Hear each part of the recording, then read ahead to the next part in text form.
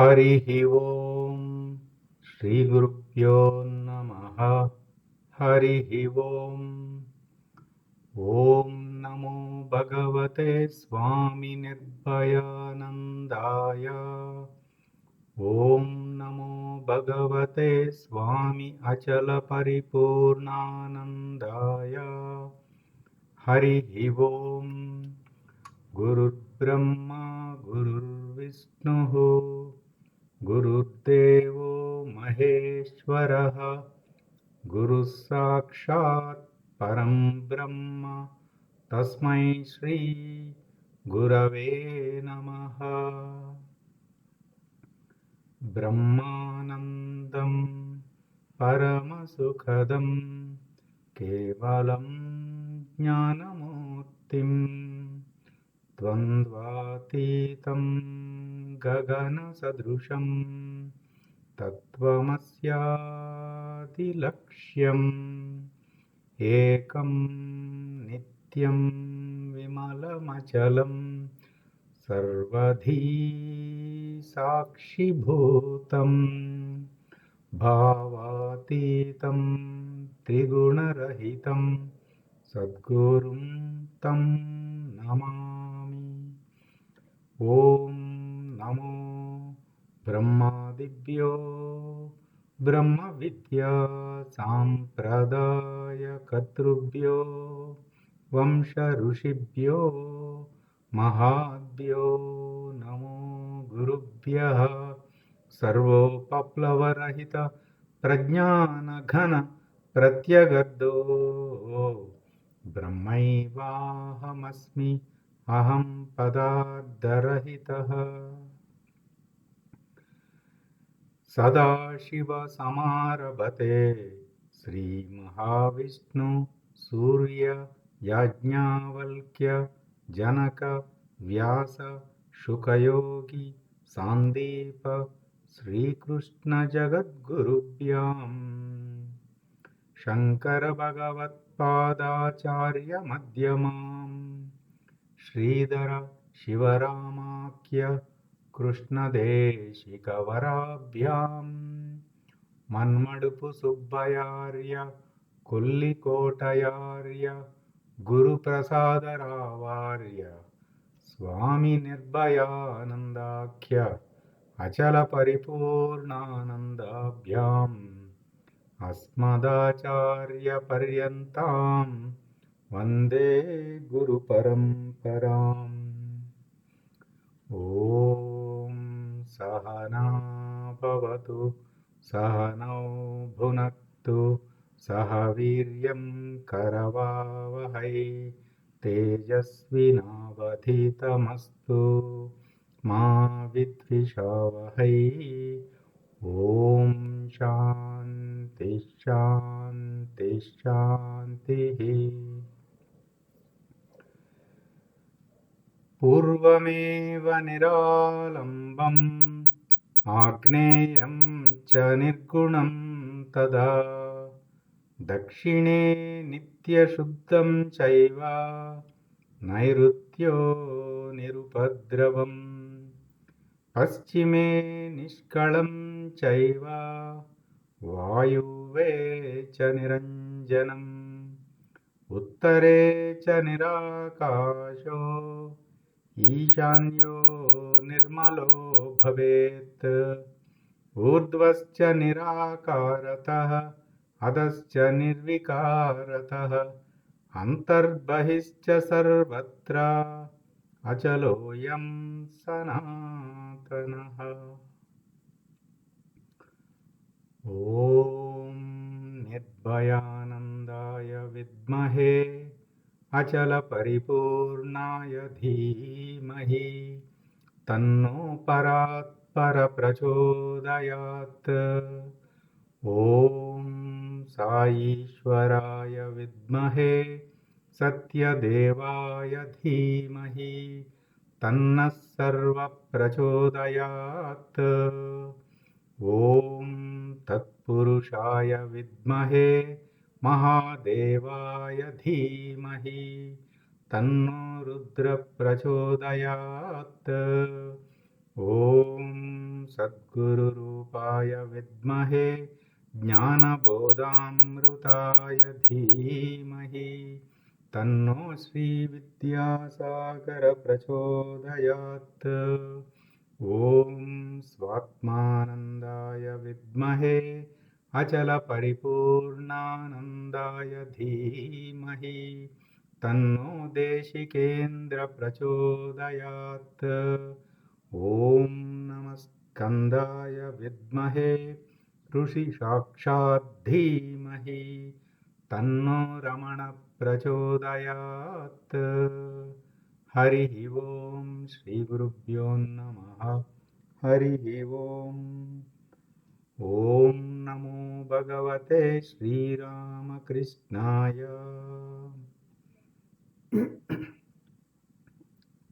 4వ శ్లోకము. పరిచ్ఛిన్న ఇవ జ్ఞానాత్ తన్నాశే సతి కేవలః స్వయం ప్రకాశతే హ్యాత్మా మేఘాపాయేంశుమానివ.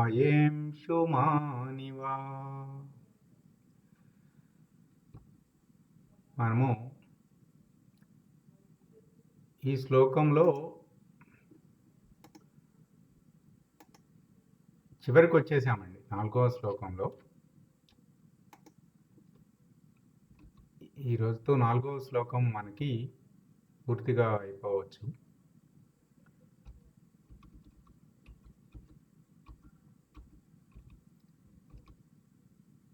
అంటే ఎవరికైనా అర్థం కాకపోతే మనము కొంచెం చర్చ చేయవచ్చు. చాలా విస్తృతంగానే మనము చర్చించాము దీని మీద.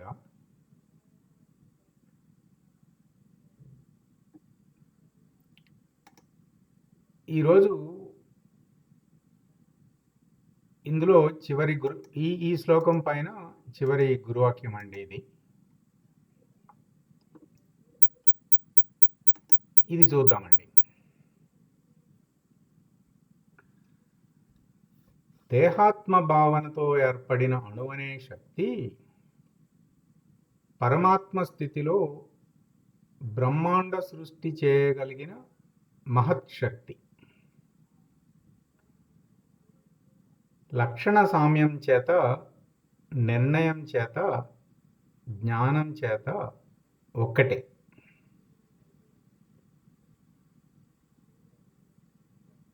అంటే ఇక్కడ ప్రాణప్రదమైన మాటలు 2 ఉన్నాయండి ఇందులో. ఎవరైనా చెప్తారా ఏంటో అవి? ఈ 3 లైన్లలో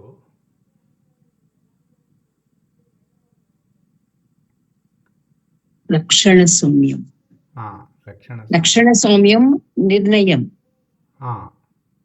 నిర్ణయం జ్ఞానం చేత ఒక్కటే. ఏ అంశం గురించి ఇక్కడ? శక్తి, మహాశక్తి. అంటే ఇక్కడ ఒక సూత్రం చెప్తున్నారండి గురువు. ఇది చెప్పండి అమ్మా. అంటే ఇక్కడ చిన్న అణువు కూడా మహత్తుగా అవ్వడం దేని చేత అంటే మనం అది దాని లక్షణం అట్లా ఉంది కాబట్టి మళ్ళీ దాన్ని లక్షణం అలా ఉన్నందుకు నిర్ణయం చేశామని, ఇది దేంతో సాధ్యం? జ్ఞానం ఉన్నందుకే సాధ్యమని అనిపించింది. ఈ కింద లైన్ కూడా చూద్దాం. కనపడని దాంట్లో కేవలం అణువే. కనపడని దాంట్లో కేవలం అణువే. అవ్యక్తంలో వ్యక్తం కేవలం అణువే. బ్రహ్మాండమంతా అవ్యక్తమైతే పిండాండం అణువు. ఈ బ్రహ్మాండమంతా తెలియాలి అంటే ఈ అణువు ఆ మహత్తుని లక్షణ సామ్యంతో, స్వరూప జ్ఞానంతో తెలుసుకోవాలి. ఇక్కడ ఒక అణువు స్వరూపము మనము చూపించుకున్నాము చిత్రంలో. అంటే ఒక అణువులో ప్రోటాన్లు, ఎలక్ట్రాన్లు, positive charge, negative charge, neutral charge ఉంటాయి. వాటిని అన్నింటినీ కలిపి న్యూక్లియస్ అంటారు అన్నమాట. ఇది ఒక అణు స్వరూపం. అంటే ఇక్కడ సూత్రం ఏంటంటే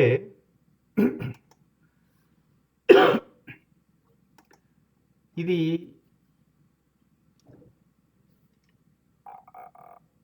ఈస్ట్ టు వెస్ట్, అంటే పాశ్చాత్య దేశాలు, పశ్చిమ దేశాల పద్ధతి. ఈస్ట్ సైడ్ భారతదేశము, భారతఖండము వైపు తత్వం.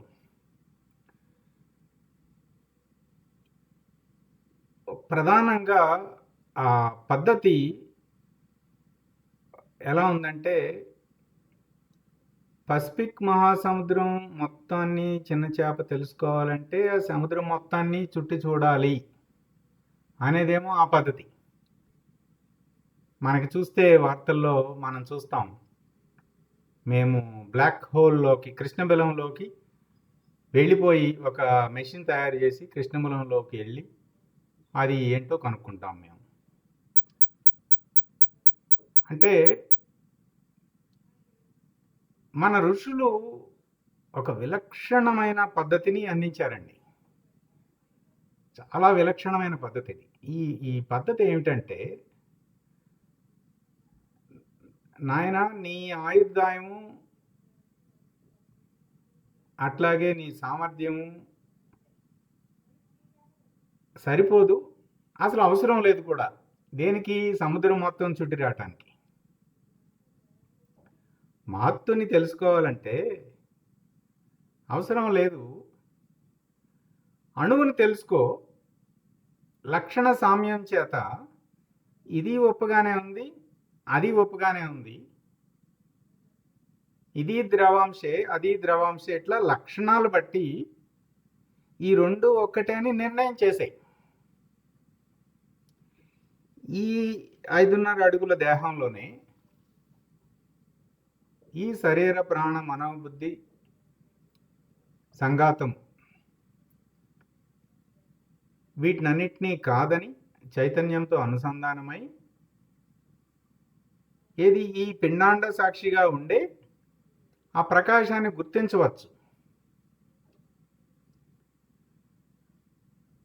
ఇక్కడ గుర్తించాక ఆ తర్వాత ఆ కథ అంతా వేరు మళ్ళీ. అంటే నా ఇతి నా ఇతి నా ఇతి నా ఇతి, ఇది కాదు ఇది కాదు ఇది కాదు ఇది కాదు అనుకుంటూ జ్ఞాత ప్రకాశాన్ని గుర్తించాక, అంటే లక్షణంగా గుర్తించి ఆ తర్వాత మనం సాధనలో నిత్య జీవనంలో మనము అంతఃకరణాన్ని జ్ఞాన ప్రకాశంలో లయం చేసేయాలన్నమాట. మనకి గురు పౌర్ణమి సత్సంగం నాడు గురువులు చూపించినది అదే. మనకి వాట్సాప్ పోస్ట్లో కూడా చెప్పారు, ఈ గురు పౌర్ణమి సత్సంగ ఉద్దేశము సమాధి నిష్టే మీ లక్ష్యము అని. అంటే అంతఃకరణాన్ని మనం లయం చేసే స్థితికి మనం ఎదగాలి. పూర్తిగా అటువైపు ఇంజిన్కి కలిసిపోవాలి, ఇటువైపు విడగొట్టి అటువైపు కలుపుకోవాలి. అప్పుడు ఆ జ్ఞాన ప్రకాశపు ఉనికి లక్షణంగానూ తెలుస్తుంది, స్వానుభవ నిర్ణయం కూడా అవుతుంది. అప్పుడు అది జ్ఞానం అవుతుంది. లక్షణము ప్లస్ నిర్ణయం ఈక్వల్ టు జ్ఞానం కదా. ఇక్కడ వరకునేమో ఒక నడక. అంటే అణువు ఎందు ఉన్న లక్షణాన్ని మహత్తు ఏమిటి? ఆ ప్రకాశము, ఈ పిండాండ సాక్షి ప్రకాశము, ఆ బ్రహ్మాండ సాక్షి ప్రకాశము ఒకటే. ఆ బ్రహ్మాండ అది మహత్తు.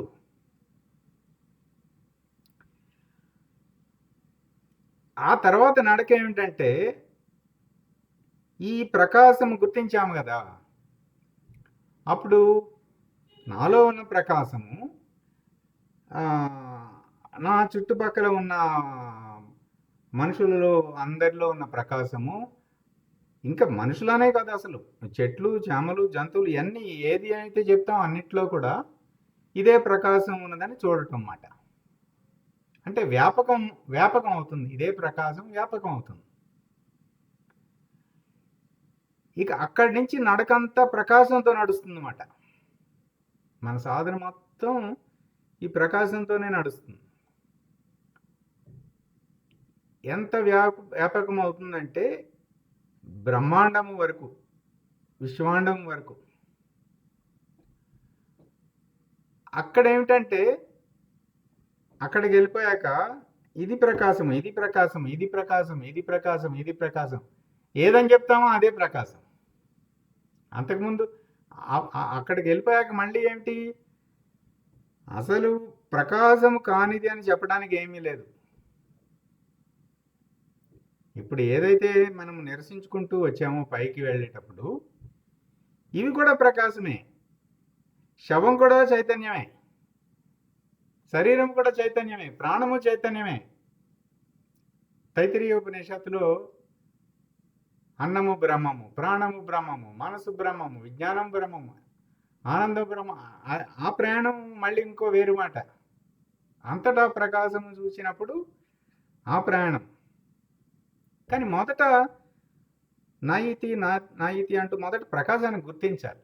అంటే అసలు అది ఎట్లా ఉంటుందో తెలియదుగా, స్వానుభవం లేదుగా.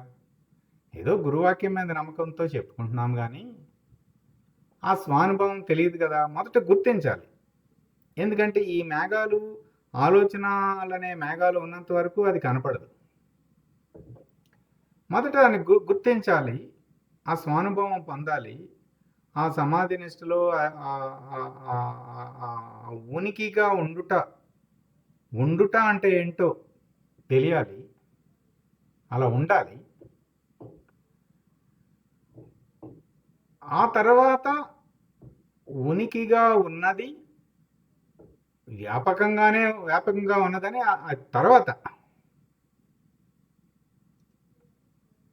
సో ప్రస్తుతానికి మనము మన లక్ష్యము నాయితి అంటూ మనము అంతఃకరణాన్ని లయం చేసుకునే పద్ధతిగా మనము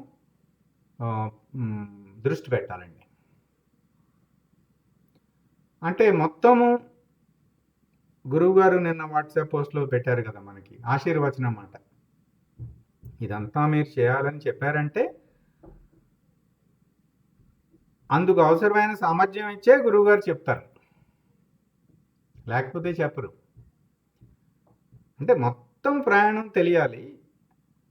ఎందుకు మొత్తం ప్రయాణం చెప్తారంటే ఈ చెప్పకపోతే అక్కడ ఆగిపోతామని.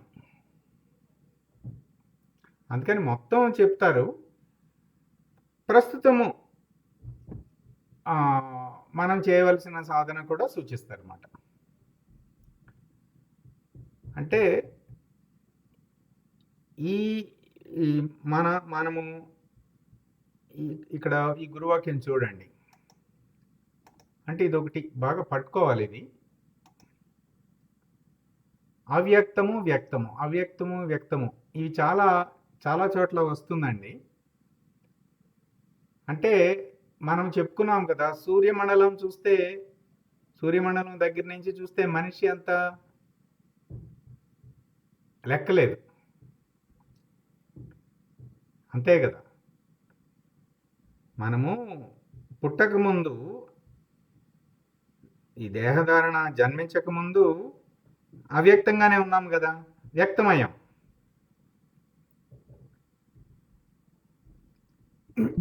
ఒకసారి మహత్ అంటే ఏంటో ఒకసారి చూద్దామండి. వేరే గురువాక్యము మనము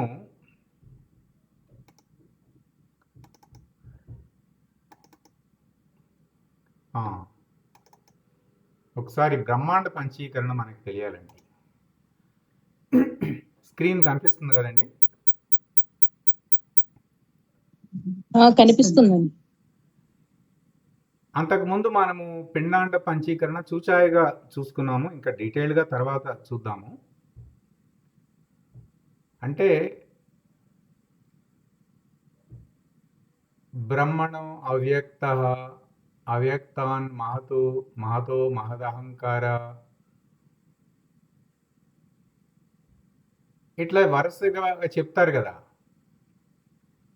అందులో నుంచి మళ్ళీ ఆకాశం వచ్చింది, ఆకాశం నుంచి వాయువు వచ్చింది, వాయువు నుంచి అగ్ని వచ్చింది, అగ్ని నుంచి జలము, జలం నుంచి పృథ్వీ, ఆ తర్వాత ఈ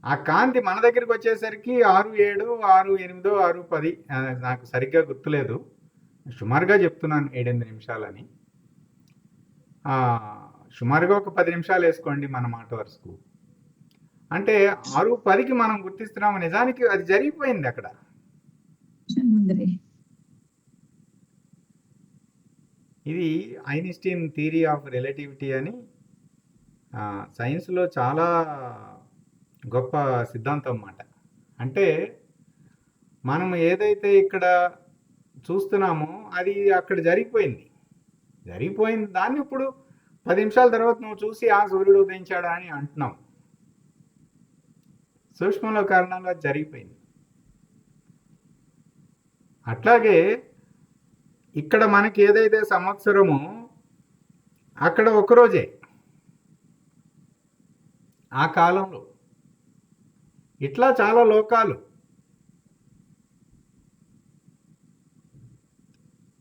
అట్లా మనమేదో మనకి కనిపించేది చూసి స్థూలంగా మాత్రమే చూస్తున్నాం కదా. ఈ వెనకమాల చూడాలి, అది ఉంది ఎంత ఉందో ఆ కనపడింది. ఏం జరుగుతుందంటే మనము ఎప్పుడైతే మనము జ్ఞాత ప్రకాశంతో తాదాత్మ్యత చెంది ఆ సమాధి నిష్ట సిద్ధించిన పిదప ఆ లోపలవన్నీ బయటికి రావటం మొదలు పెడతాయి. ఎన్ని పోగు చేసామో సంచి, ఎన్ని చిత్తవృత్తులు ఉన్నాయో, ఎన్ని సంస్కారాలు ఉన్నాయో, ఒకటొకటి బయటికి రావాలి, వాటిని విచారించాలి, వాటిని తీసివేసేయాలి జ్ఞాన ఖడ్గంతో, ఎక్కడికక్కడ వేరేసేయాలి, అన్నీ చేయాలి. అన్నీ మరి జరగాలి కదా. మరి అట్లా గురువు గారు ఎప్పుడు ఏమని చెప్తారు? ఆలోచన రాహిత్యము, వృత్తి రాహిత్యము, దాని తర్వాత వాసనా రాహిత్యం. ఈ మూడే సాధన. ఇదంతా కూడా మనము ఈ ధ్యానము సమాధి వలననే జరుగుతుంది. గురువు గారు ఏం చెప్పారంటే ఇది ప్రయత్నపూర్వకంగానే జరగాలి. ఇదంతా తెలివితో, కాన్షియస్ ఎఫర్ట్తో మనం సాధన చేసి జరగవలసినదే. దానంతటది జరగదు.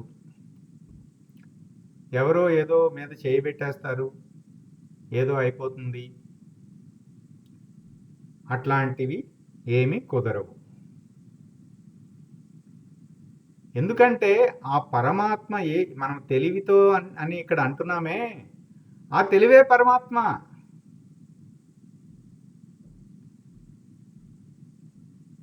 ఆ తెలివికి భిన్నమైన పరమాత్మ లేదు.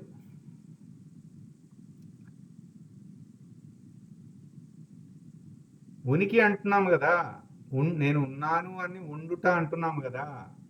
ఆ ఉనికే పరమాత్మ. ఆ ఉనికికి భిన్నమైన పరమాత్మ లేదు.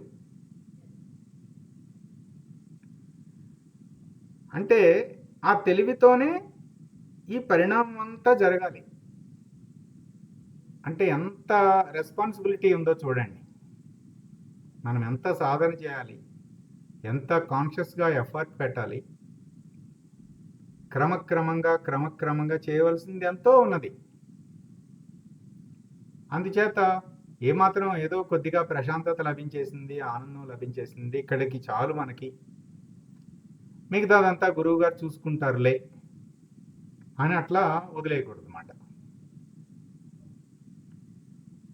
అలాగని మనము నిరుత్సాహపడనవసరం కూడా లేదు. ఎందుకంటే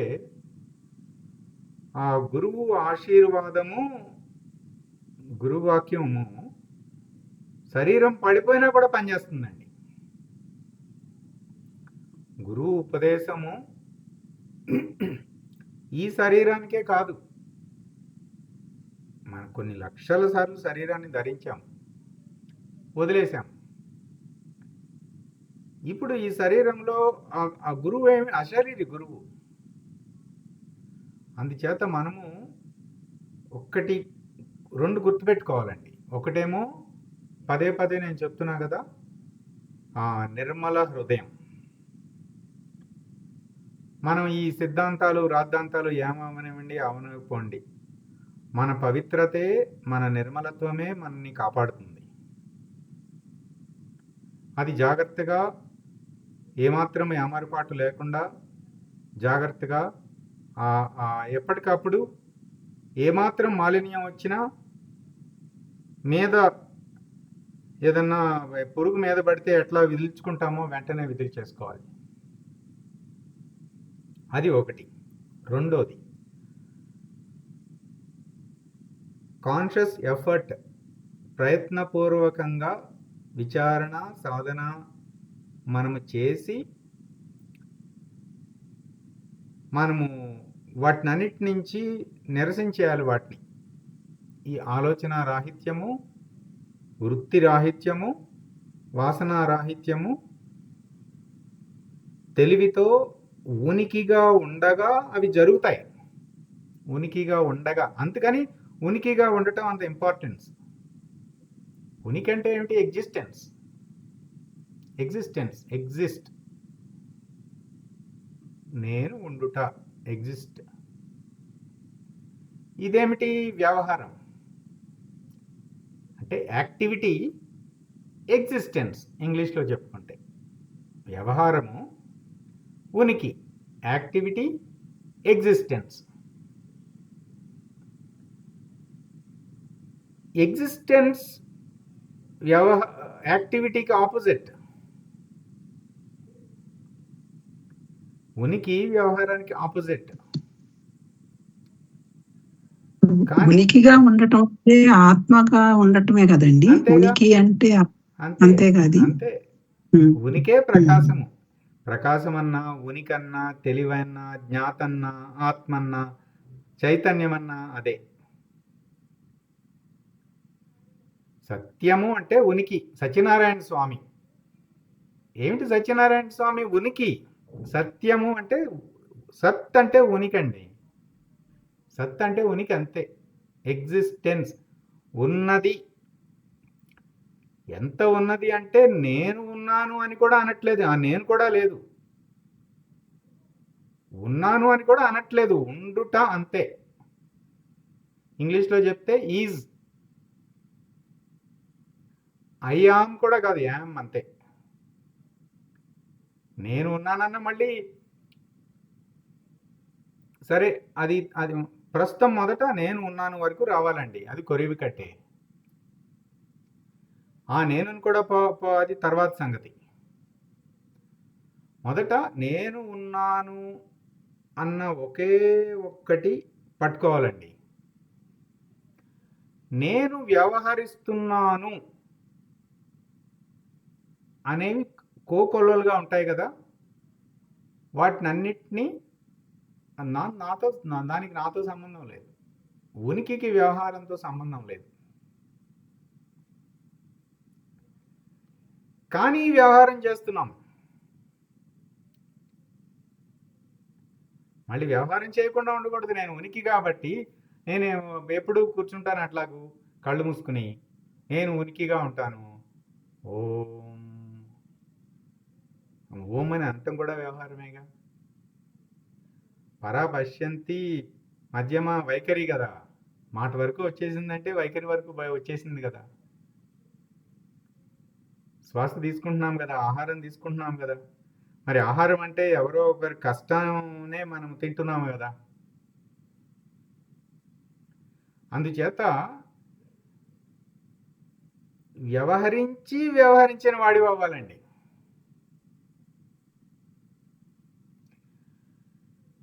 మరి ఎట్లా గుర్తించాలి అంటే, ప్రారంభంలో మనకి ఆల్రెడీ ఉపమానాలు చెప్పుకున్నాం మనం. ధ్యాస ఊరికి మీద పెట్టాలి. అంటే దృష్టి సమగ్రేవ శిరోకాయ. ప్రాణము ఒక పద్ధతిలో కొట్టుకుంటుంది. ఈ మనసుకి మనము మన అదుపులో పెట్టుకుంటున్నాం అన్నమాట. దానికి మనసుకేమో జపం అని మంత్రం ఇచ్చేసాం దానికి. ఆ మంత్రాన్ని జపించేస్తూ ఉంటుంది. బుద్ధికేమో ప్రాధాన్యం చెప్పేసాము. మన ప్రయారిటీ వల్ల మోక్షాపేక్షే ప్రాధాన్యతని పెట్టేశాము. ఇక నేను ప్లేస్లో ఈశ్వరుని పెట్టేశాము. ఇవన్నీ పెట్టేసినప్పుడు ఏమైపోయింది ఇక ఆ, అదే కనిపిస్తుంది, ఉనికినే గుర్తిస్తున్నాము, వ్యవహారం జరుగుతుంది. అందుకనే ఈ వ్యవహారం అనేది సామాన్యంగా ఉండాలి. సామాన్యంగా ఎంతవరకు వ్యవహారాన్ని మనము అనుమతించాలి అంటే, మనము ఉనికి స్థితిలో ఉండనిచ్చే వరకే అనుమతించాలి. నన్ను నేను ఉనికిగా, నా స్వస్థితి అయిన ఉనికిగా ఉండనివ్వని వ్యవహారమునకు అనుమతించకూడదు. అంటే అప్పుడు అది కర్తని విశేషం చేసేసామనుకోండి, ఏదైనా అది కర్త బలపడిపోతాడు. ఆ తర్వాత ఉనికి నుంచి మనం పక్కకు తప్పేసుకుంటాం, ఆ స్థితిలో నిలబడలేం. అందుకని మన ఋషి సాంప్రదాయంలో సామాన్య జీవనానికి అంత ఇంపార్టెన్స్ ఇచ్చారు. అంతా సామాన్యమే జరుగుతాయి. ఇప్పుడు జన్మదినం జరుపుకోవచ్చండి, సామాన్యంగా జన్మదినం జరుపుకోవచ్చు కదా. తలస్నానం చేసి ఏదైనా ఆలయానికి వెళ్ళి కాస్త పెద్దల ఆశీర్వాదం తీసుకుని ఏదన్నా ఒక చేసుకోవచ్చు కదా, ఈశ్వరుడికి ఏదైనా నివేదన చేసి. అందులో అదేమీ ఉనికి స్థితిని చేయట్లేదు కదా. కానీ నా స్నేహితులు ఒకరు ఈ మధ్య చెప్తున్నారు, వాళ్ళ అబ్బాయి బర్త్డే రిటర్న్ గిఫ్ట్గా ఐఫోన్ ఇవ్వాలన్నాడంట. వచ్చిన 50 మంది పిల్లలు వస్తారు కదా, చిన్నపిల్లలు బర్త్డే పార్టీకి, ఆ రిటర్న్ గిఫ్ట్గా అందరికీ ఒక్కొక్క ఐఫోన్ ఇవ్వాల్సిందే అని గొడవ పెడుతున్నట్ట. వాళ్ళ ఫాదర్ ఏమో నాకు చెప్పాడు, మా అబ్బాయి ఇలా అడుగుతున్నాడు, ఏం చేయాలని చెప్పేసి. చూడండి ఎంత విశేషం అయిపోయింది. అంటే ఐఫోన్ అంటే 1,00,000 రూపాయలు ఉంటుంది. అంటే నా జన్మదినం ఒక 10 ఏళ్ళు చెప్పుకోవాలి అందరూ, అంత గ్రాండ్గా జరిగిందని చెప్పేసి. అంటే కర్తృత్వం ఎంత బలపడిపోతుందో చూడండి.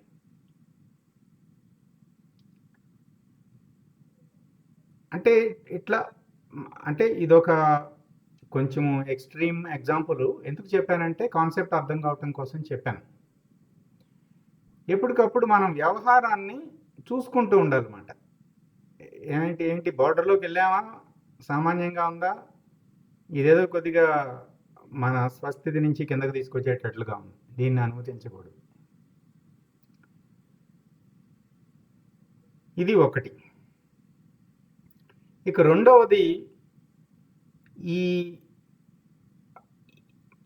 మనము ఎక్కడున్నామో అక్కడే, మనం ప్రపంచ పర్యటన ఏమీ చేయక్కర్లేదు, ఎక్కువ అటు ఇటు తిరిగి సమయాన్ని వృధా చేసుకోనక్కర్లేదు. మన శారదామాత చెప్పారు, మనం ఎక్కడ ఇంట్లోనే కూర్చుని మనము కళ్ళు మూసుకుని ఎంతో చేయవచ్చు అని చెప్పారు శారదామాత. అలాగని తీర్థయాత్రలు, క్షేత్రములు అవి సందర్శనం చేయకూడదని కాదు. మన స్వస్థితిని కదిలించినంత వరకే ఏవైనా.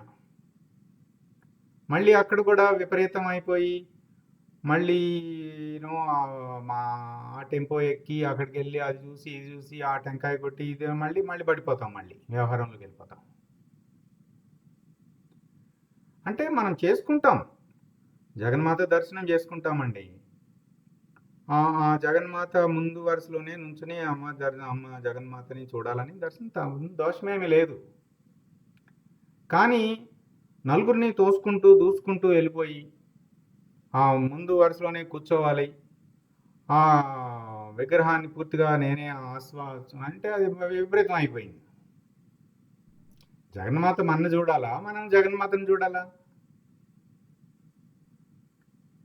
మేము కంచి కామాక్షి గుడికి వెళ్ళాం. వెళితే ఎవరు కొంచెము ఓల్డ్ కపుల్ ఉన్నారు, వాళ్ళు అందరికీ ఆ కామాక్షి దేవి ముందు నుంచోవాలని అభిషేక దర్శనం. వాళ్ళు కంగారు పడుతుంటే చెప్పాను, "ఆ, ఏం కంగారు పడమాకండి, కూర్చోండి, మన ఇద్దరం ఇక్కడే కూర్చుందాము, ప్రయత్నిద్దాము, ఆ జగన్మాత ఆశీర్వాదం ఉంటే మనం కూడా అక్కడ లభిస్తుంది, దర్శించవచ్చు, ఏం పర్వాలేదు. ఒకవేళ ఆ అవకాశం లేకపోయినా పర్వాలేదు, జగన్మాత మనని చూస్తుంది కదా, జగన్మాత మనని చూడటం కదా ఇంపార్టెంట్" అని చెప్పాను. ఆలయం లోపల వాళ్ళు బాగా కంగారు పడుతున్నారు, ఓల్డ్ కపుల్. ఏం కంగారు పడమాకండి, కూర్చోండి చక్కగా ఇక్కడ అని చెప్పేసి. సరే, జగన్మాత అదృష్టంతో చక్కగా మాకిద్దరికి ఆ ముందే ఆ, దర్శనం ఇచ్చారు అమ్మవారు. అంటే ఆధ్యాత్మిక మార్గంలో కూడా మనం జాగ్రత్తగా ఉండాలండి. ఆధ్యాత్మిక మార్గం అని చెప్పేసి ఆధ్యాత్మికత పేరుతో ఇష్టం వచ్చినట్టు చేయకూడదు. అది చాలా ముఖ్యం అండి. నాకు ఈ టెంపుల్ స్టాంపీడ్స్ ఇవన్నీ చూస్తే ఏం జరుగుతుంది, ఏం ప్రపంచంలో ఏం జరుగుతుంది, ఏంటి, ఒక మనిషిని తొక్కేసుకుంటూ ఆ, వందల మంది చనిపోతున్నారే కాళ్ళ కింద, పరిగెత్తుకుంటూ పరిగెత్తుకుంటూ వెళ్ళిపోయి చూసేయాలి, ముట్టుకోవాలి, చేసేయాలి, ఏమిటి అది, ఏం జరుగుతుంది? ఆధ్యాత్మికత పేరుతో మనము, సరే ప్రపంచాన్నంతా వదిలేయండి, మనందరం కలిసి సమిష్టిగా సాధన చేస్తున్నాం కదా, మనము రోల్ మోడల్ లాగా ఉండాలన్నమాట. మన కుటుంబ సభ్యులకు కానీ మన ఎవరికైనా సరే ఏం పర్వాలేదు, నిదానంగా వెళ్తాం, సామాన్యంగా వెళ్తాం, జరిగినంతే జరుగుతుంది, మనం ఎవరిని తోసుకు వెళ్ళాం. అది తామసికం అయిపోలేదు. ఇంకొక 10 మందిని ముందుకు తోసేసేసి పిల్లలు ఉన్నారు, ఏమున్నారు, ఏమి చూడకుండా వెళ్ళిపోయి భగవంతుడిని చూడటం, అది తామసికమా, రాజసికమా, సాత్వికమా? అందుచేత ఆధ్యాత్మికత పేరుతో మనము జాగ్రత్తగా ఉండాలి. అంటే సాధనలో కూడా మనం సత్వగుణంతోనే చేయాలి, అసంగత్వంతోనే చేయాలి. అందుకని గురుగారు మొన్న కూడా చెప్పారు, ప్రార్థన తక్కువ వాయిస్తోనే చేయండి, రజోగుణం కూడా ఉండకూడదు ప్రార్థనలో, అతిశయం కనపడకూడదు, ఎవరు పాడారు అనేది అసలు కనిపించకూడదు. ఇట్లా మన నడవడి అట్లా ఉండాలండి. అది ఒక పుస్తకం చదివినా, మనం ఒక మాట మాట్లాడినా, ఒక ప్రార్థన చేసినా, ఒక దేవాలయాన్ని సందర్శించినా, ఏది చేసినానండి, ఇక ఆ నడవడికలో ఆ సామాన్యంగా ఉండాలి. మనము ఏదైతే మనం నేర్చుకున్నామో ఆ నేర్చుకున్నది మన నడవడికలో కనిపించాలి. అంతేగాని ఆధ్యాత్మికత అంటే అదొక పట్టా మీద అట్లా వెళ్తూ ఉంటుంది, ఏదో నేర్చుకుంటూ ఉంటాము, సిద్ధాంతాలు రాద్ధాంతాలు. నేనేమో ఎప్పటిలాగానే గడిచిపోతూ ఉంటాను. అంటే మార్పు ఉండదు అన్నమాట. దానివల్ల ఏం ఉపయోగం లేదు, టైం వేస్ట్. ఇంకా వివేకానందుడు అంటారు, అలా ఉండటం కంటే కుక్క ఎముకని నములుతుంది కదా, దానిదే బెటరు. ఎందుకంటే అది పూర్తిగా ఎముకని ఆస్వాదిస్తుంది. అది నువ్వు అటు అది ఇది చేయట్లేదు, ఇది చేయట్లేదు, రొంటికి చెడ్డ రావిడ అయిపోయామంటారు వివేకానంద. అంచేత ఇది చాలా ముఖ్యం. మనం నిజంగా ఇట్లా చేసామనుకోండి, అడుగడుక్కి ప్రశ్నే వస్తుంది. అంత తేలిక కాదు. జీవితము మన అందరికి అనుభవం ఉన్నది కదండి. అడుగడుక్కి ఏమిటి, ఇలా అనుకున్నావు కదా, ఏంటి మరి సంగతి ఏంటి ఇప్పుడు అంటుంది. మన కుటుంబ సభ్యులు అడుగుతారు, ఏంటి ఇలా అంటున్నావు కదా, మరి ఏంటి ఇప్పుడు ఇలా చేస్తున్నావు ఏంటని. మంచిదే, వాళ్ళే మనకి టెస్ట్. మన కుటుంబ సభ్యులే మనకి ఎగ్జామినర్స్ మాట. వాళ్ళని ఉపయోగించుకోవాలి ఎగ్జామినర్గా. సరే, నువ్వు చెప్పింది కరెక్టే, నేను ఇక్కడ మార్పు రావాలి, నాలో మార్చుకోవాలన్నమాట. అట్లా మానవ సంబంధాలన్నింటినీ కూడా ఒక మిర్రర్ లాగా ఉపయోగించుకోవాలండి. అంటే మన జీవిత భాగస్వామి అంటే మామూలు వైఫ్ అండ్ హస్బెండ్ అలా కాదు. అదొకటి. మన జీవితంలో పార్ట్ ఉన్న వాళ్ళందరూ జీవిత భాగస్వాములే. కూరగాయలు కొంటున్నామండి, ఒక పావు గంట కూరగాయలు ఆ పావు గంట మన జీవితంలో ఆ వ్యక్తి భాగస్వామి అయిపోయాడు. ఆ పావు గంట అంటే మన ఆయుర్దాయంలో 15 నిమిషాలు, ఆ 15 నిమిషాల జీవనము ఆ వ్యక్తితో జరిగింది. జీవిత భాగస్వామే కదా. ఇట్లా ఈ ఈ ఈ జీవిత భాగస్వాములందరూ కూడా మనకి మిర్రర్స్, అద్దంలో ఎట్లాగైతే మనము చూసి మనని సరిగ్గా బొట్టు పెట్టుకున్నామా లేదా చూసుకుంటాం కదా. మధ్యలోకి వచ్చేసిందా, పక్కకు వచ్చేసిందో చూసుకుంటాం కదా, సరిదిద్దుకుంటాం కదా. అట్లాగే నేను కొంచెం దారి తప్పానమాట. ఈ అద్దంలో ఈ మనిషి ఈ అద్దంగా ఉపయోగించుకోవాలి. కరెక్ట్ చేస్తారు. బోల్డ్ అని అవకాశాలు వస్తాయి మనకి. మనం కూడా ఏమిటి పాజిటివ్గా తీసుకుంటున్నాం. అప్పుడు అలా చేసినప్పుడు ఏమవుతుందంటే ఈ జగత్తే మనకు గురువై బోధిస్తున్నది. అది చిన్నపిల్లవాడు అవ్వచ్చు, పెద్దవాళ్ళు అవ్వచ్చు, లేదు అటు బస్సులో కండక్టరే అవ్వచ్చు, ఎవరైనా అవ్వచ్చు. ప్రతి ఒక్కరూ మనకి బోధిస్తున్నారు. ఆ జగన్మాత రూపంలో, ఆ వ్యక్తి రూపంలో, ఇదిగో నువ్వు ఏదో కబుర్లు చెప్తున్నావు కానీ ఇది జ్ఞానం అంటే ఇలా ఉండాలి కదా, ఇలా చేసావేంటి. మరి అది లక్షణం గుర్తించడంతో అది 50%ఏ కదా, గురువుగారు చెప్పారు కదా. స్వానుభవ నిర్ణయం అంటే జీవితంలో ఆచరించాలి కదా. మనకి చివరికి అక్కరకు వచ్చేది ఆచరించినదే కదా. లక్షణంగా గుర్తించేది పోతుంది, బుద్ధి పడిపోగానే అదంతా పోతుందండి. మనం జీర్ణం చేసుకున్నదే మనతో మిగిలే జ్ఞానం. ఊరికే పైన చూస్తుందంతా బుద్ధి ఎప్పుడు శరీరం పోగానే అంతఃకరణం పోతుంది కదా, అది పోతుంది. కానీ మనం డైజెస్ట్ చేసేసుకుంటాం చూడండి, స్వానుభవంగా మనం ఎసిమ్యులేట్ చేసేసుకుంటాం, మనం జీర్ణం చేసేసుకుంటాం. అది మనతో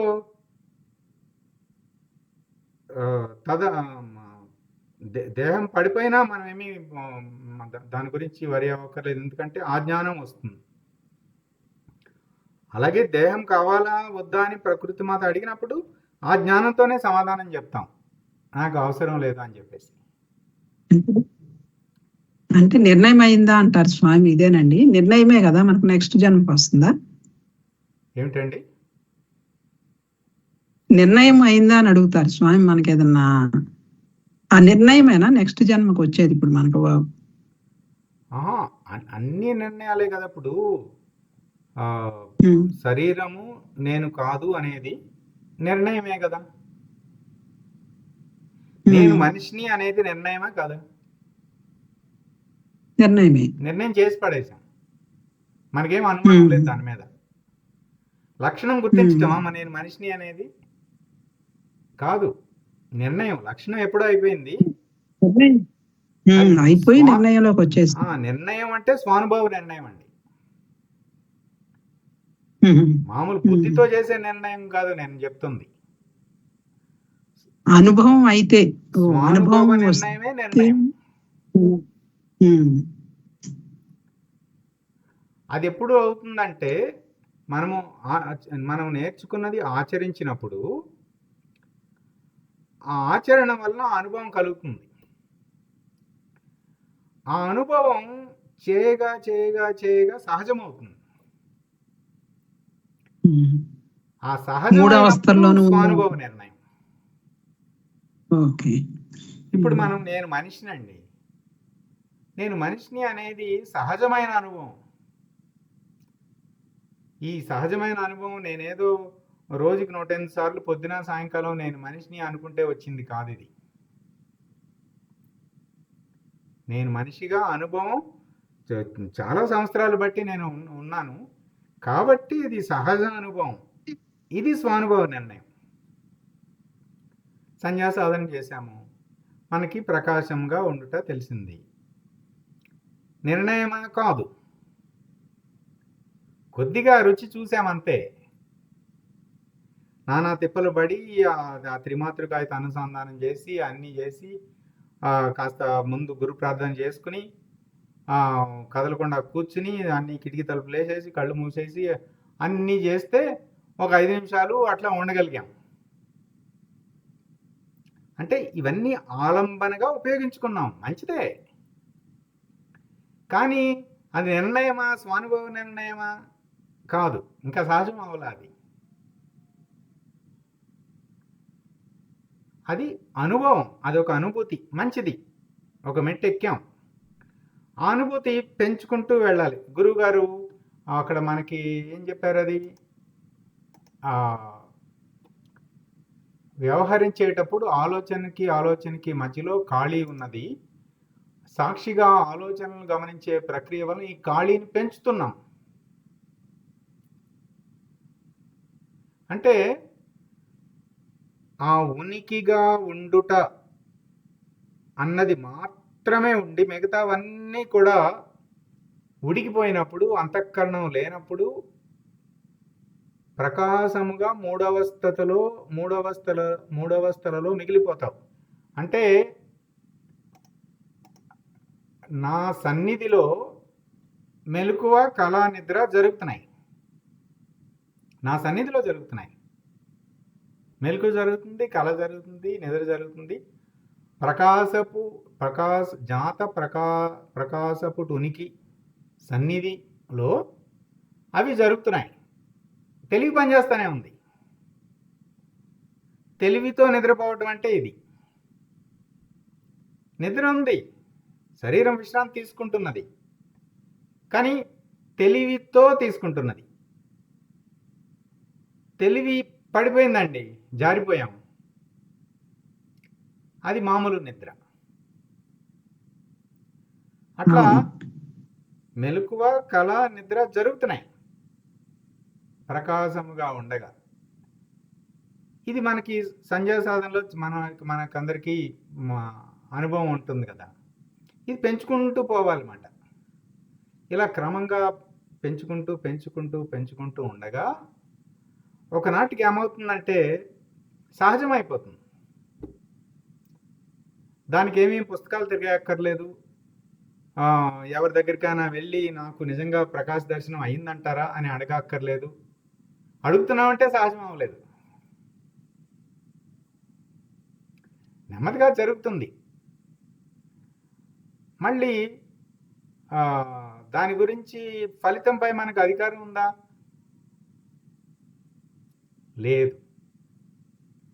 జ్ఞానం ఆగంతుకం, అది ఎప్పుడైనా జరగవచ్చు. ఈరోజు సంధ్యా సాధనలోనే జరగవచ్చు. సంవత్సరం పట్టచ్చు, 12 ఏళ్ళు పట్టచ్చు. దానిపై మనకు అధికారం లేదు. అందుకని దాని గురించి మనం ఆదుర్దా చెందకూడదు. నిరీక్షణ అనేది అందుకని చాలా ఇంపార్టెంట్. ఎందుకంటే ఎప్పుడైతే ఆదుర్దా చెందితే అదొక ఆధ్యాత్మిక ఒత్తిడి, స్పిరిచువల్ స్ట్రెస్ మాట. అందుకని మన పని ఏంటి? మన కృష్ణ పరమాత్మ ఏం చెప్పాడండి? కర్తవ్యం నీ వంతు, కాపాడుట నా వంతు కదా. మన పనల్లా గురువాక్యాన్ని ఆచరించటం వరకే మన పని, అంతే. మార్జాల కిషోర న్యాయం అన్నమాట.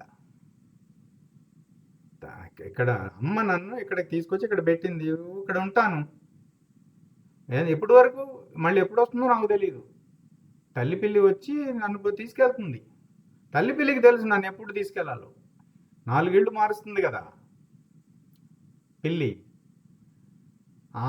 తల్లికి తెలుసు, తల్లి పిల్లికి తెలుసు, అమ్మకి తెలుసు ఎప్పుడు నన్ను ఎక్కడ ఉంచాలో. వచ్చే వరకు నేను ఇక్కడే ఉంటాను, ఉండమన్నట్టు ఉంటాను, అంతే.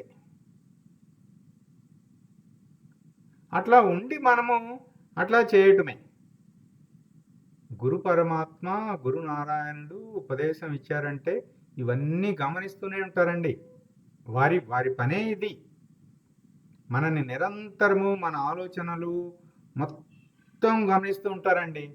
ఆ ప్రపంచంలో ఎక్కడున్నా గమనిస్తూ ఉంటారు. అంతా తెలుస్తూ ఉంటుంది. ఎక్కడి నుండి గమనిస్తారు? మన హృదయంలోనే చైతన్యం ద్వారా మన హృదయంలో చేరిపోయారు. మన హృదయంలోనే ఉండి గమనిస్తూ ఉంటారు. తెలిసిపోతుంది, స్ఫురణగా తెలిసిపోతుంది. అంటే మామూలు వ్యవహారంగా తెలియటం కాదు, వారికి ఎలా తెలియాలో అలా తెలిసిపోతుంది. ఆ గురు సత్తాకి తెలిసిపోతుంది. ఆ తల్లి పిల్లి మనని ఎప్పుడు మనని అక్కడి నుంచి తీసి ఇంకో చోటకి పెట్టాలో ఆకు పెడుతుంది. మనకెందుకు? మన పనల్లా ఇదిగో ఇవాళ మనకి బ్రహ్మ విద్యా పుస్తకం అధ్యయనం చేయమన్నారు, ఆత్మబోధ విచారణ మననం చేసుకోమన్నారు, సంధ్యా సాధన చేసుకోమన్నారు. అంతే కదా. చాలా తేలిగ్గా మనమేమి కొండలెక్కమనలేదు, ఏమీ చేయమనలేదు కదా. మనం చేసుకుంటాం అంతే. జరగవలసింది జరుగుతుంది. ఇంకేమైనా ప్రశ్నలు ఉన్నాయా?